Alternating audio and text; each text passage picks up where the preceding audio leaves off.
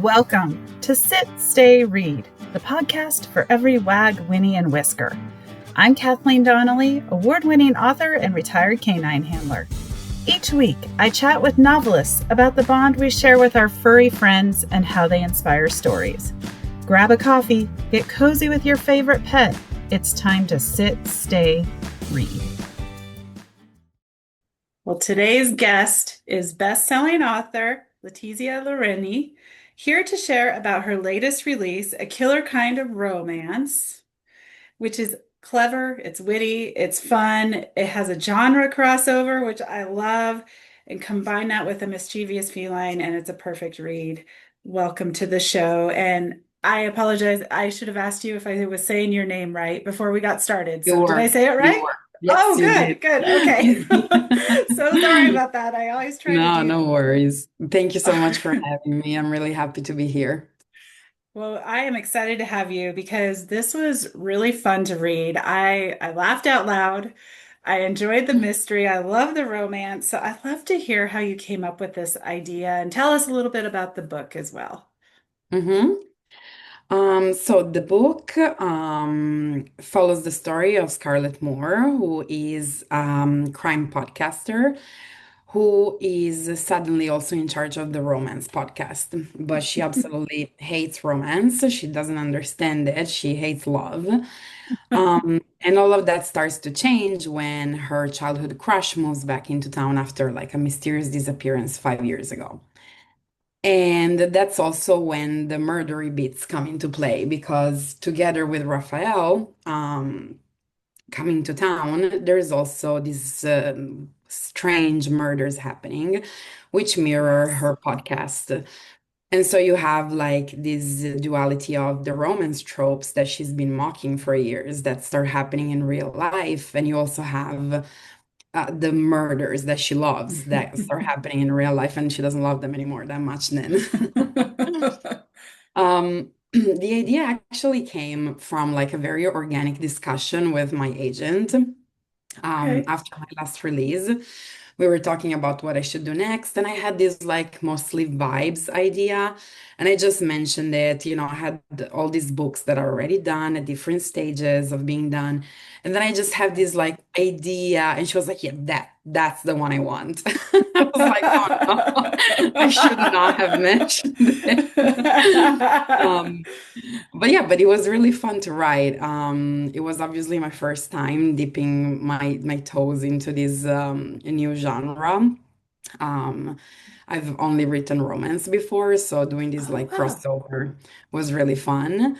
But I've written before a dual timeline, so I already had to kind of like time reveals and make sure that, all these things made sense in these two timelines.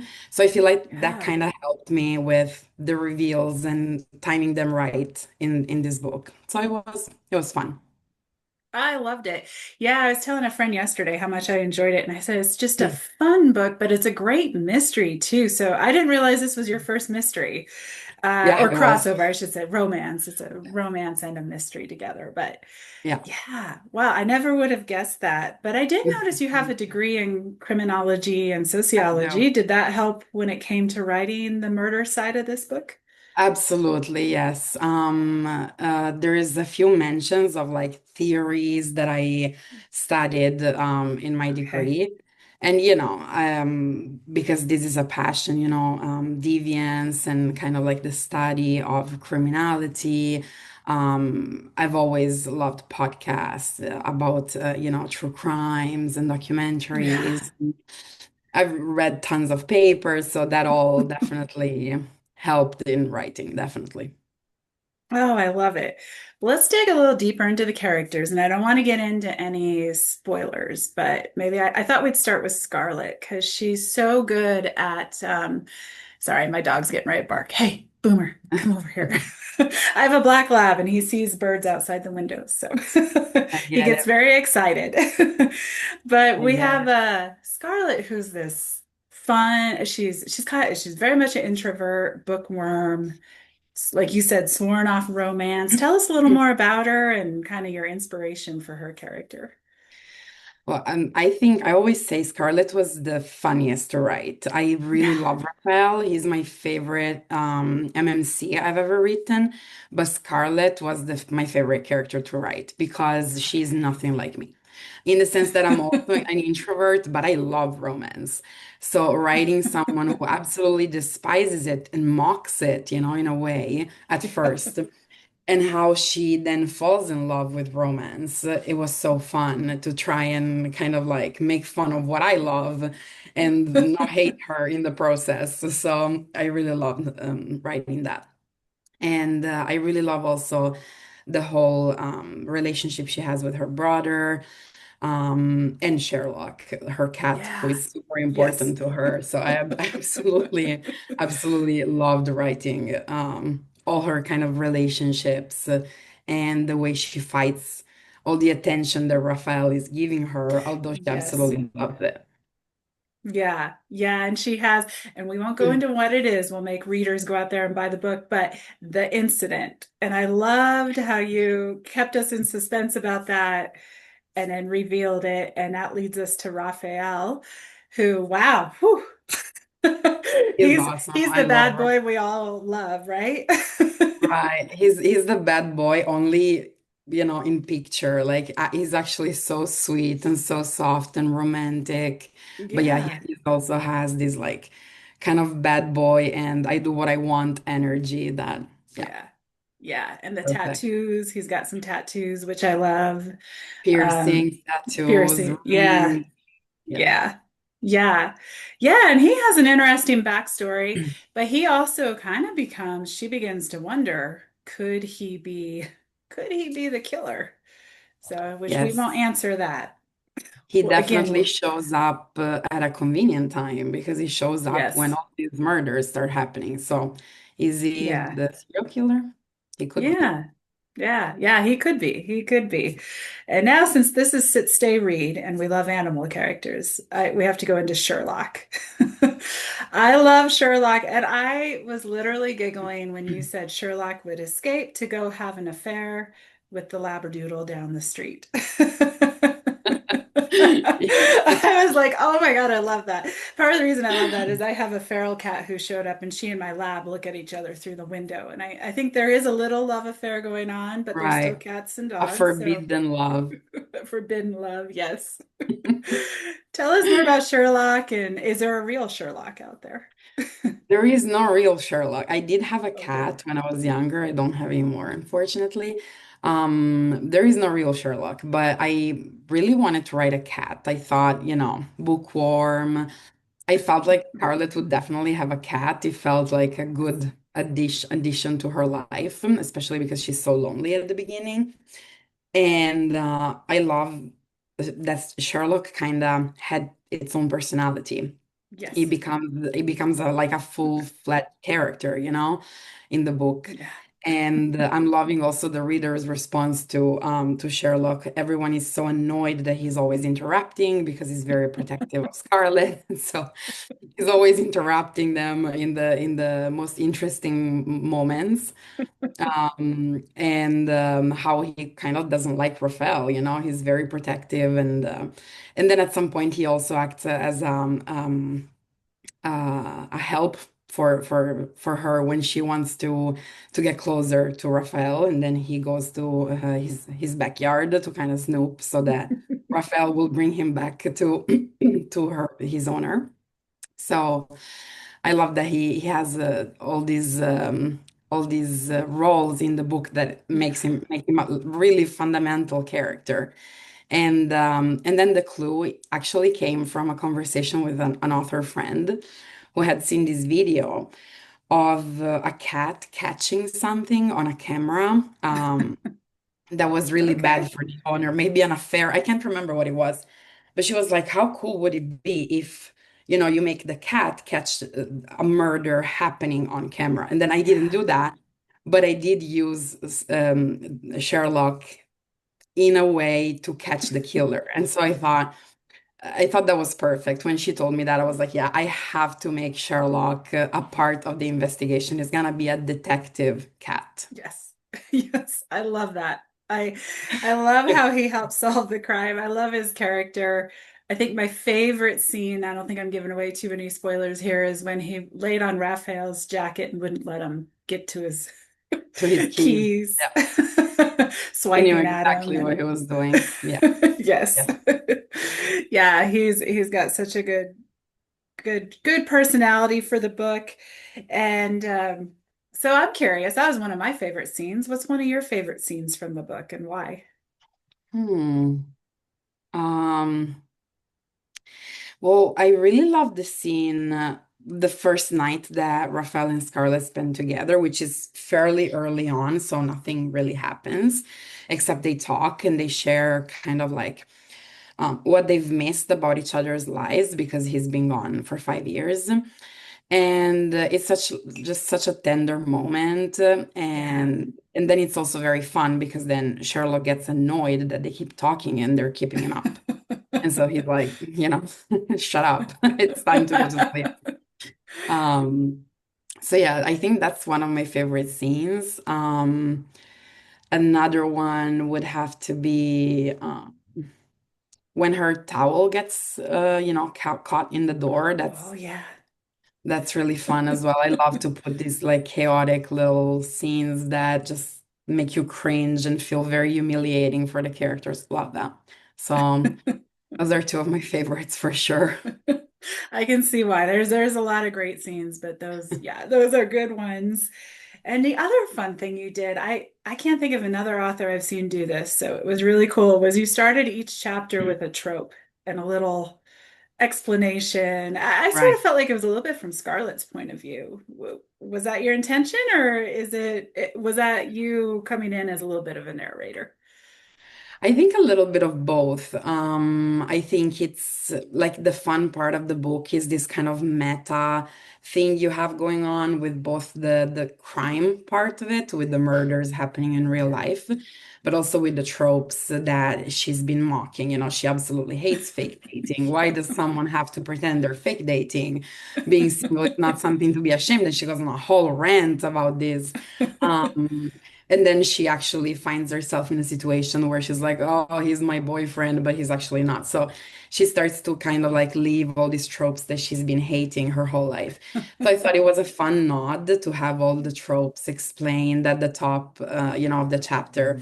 And then you also have some, crime-focused trope like red herring and whatnot, Yeah. whodunit. So I thought that was really fun. And then you have the third act.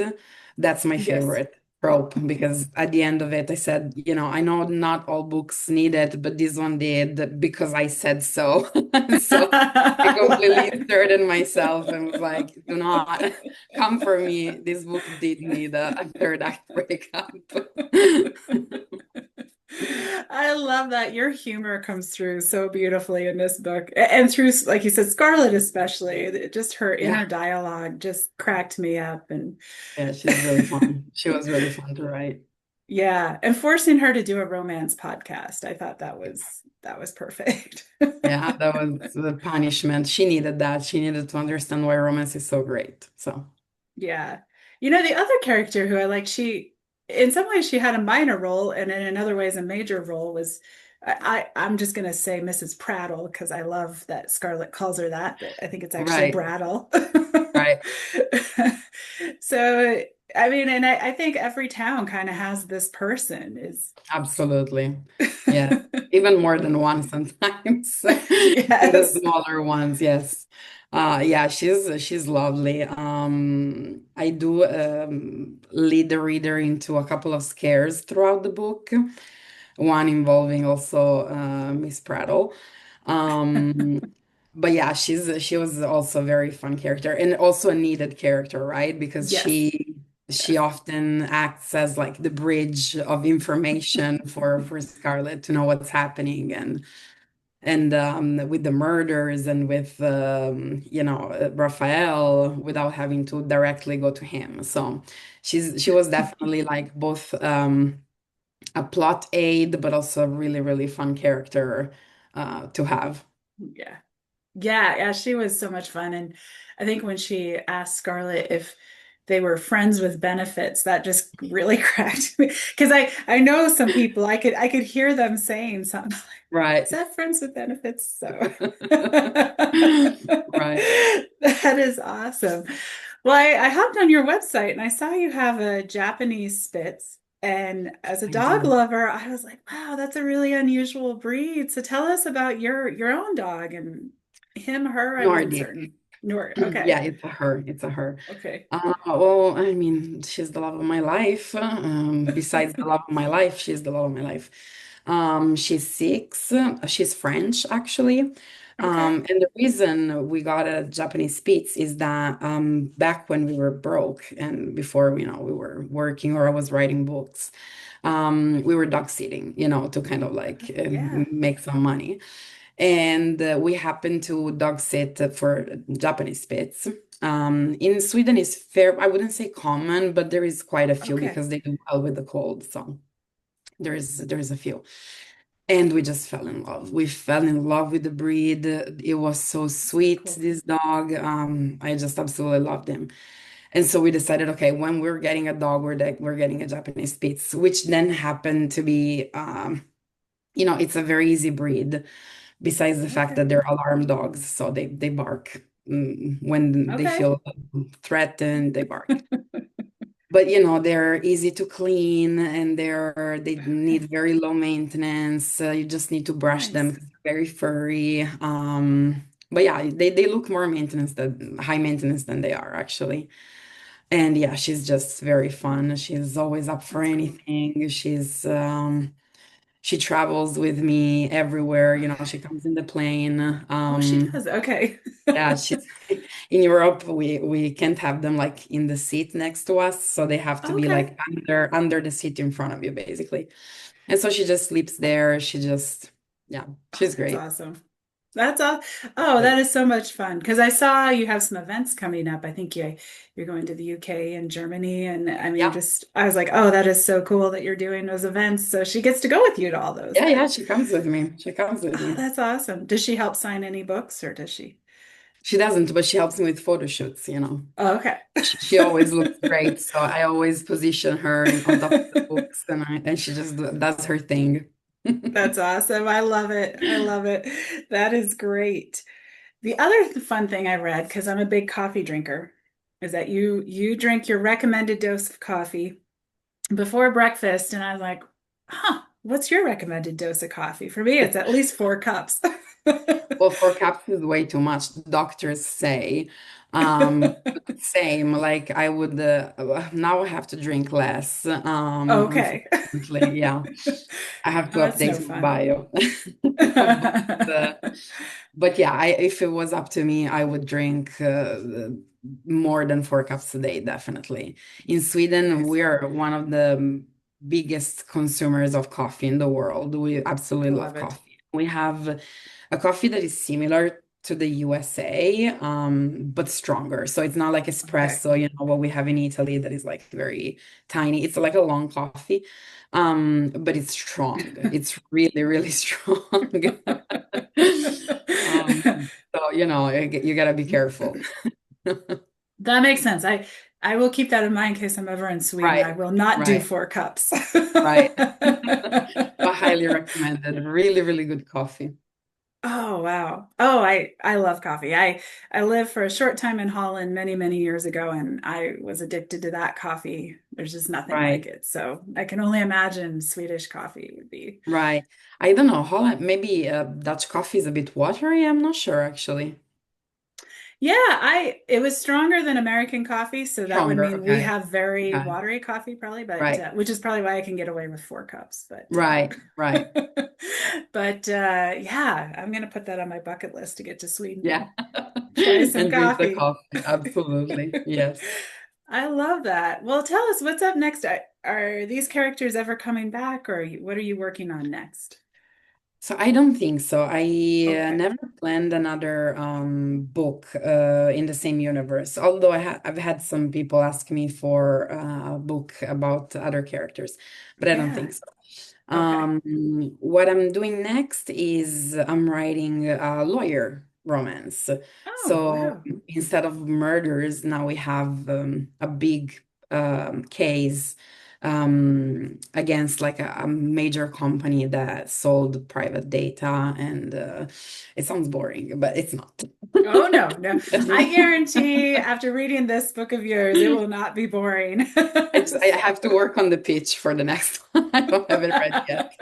But it's really fun. It's two lawyers who are enemies but work together, not against each other. So I think it's like it's Okay. also a nice spin, rather than Oh, have, which I absolutely loved, several books I read with this trope, two lawyers that work against each other. They have to work together against okay. her ex. So it's really, really Oh, cool. oh, that'll It's, be it's awesome. gonna be nice. Nice. Will it have any animal characters? Yes, actually, she has a dog. Okay.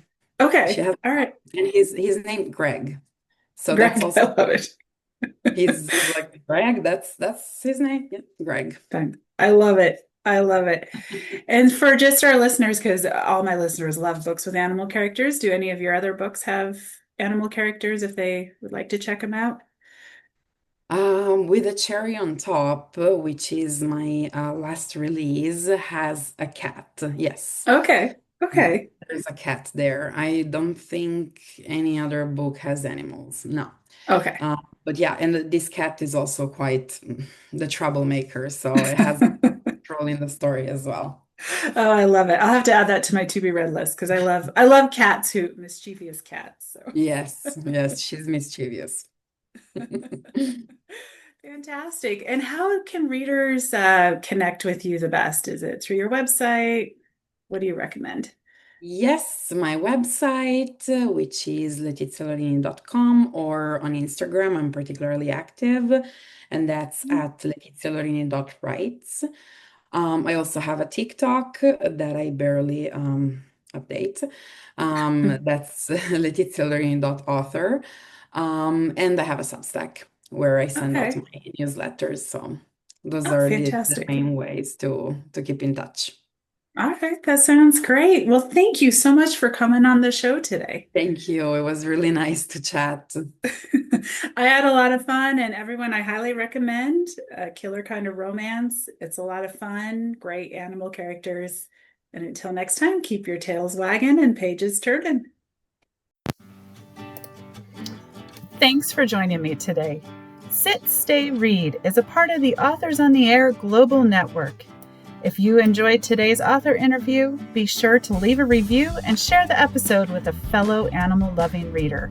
If you're curious about the world of working dogs and wilderness adventures, please check out my books at KathleenDonnelly.com. Until next time, curl up with your best furry friend and sit, stay, read.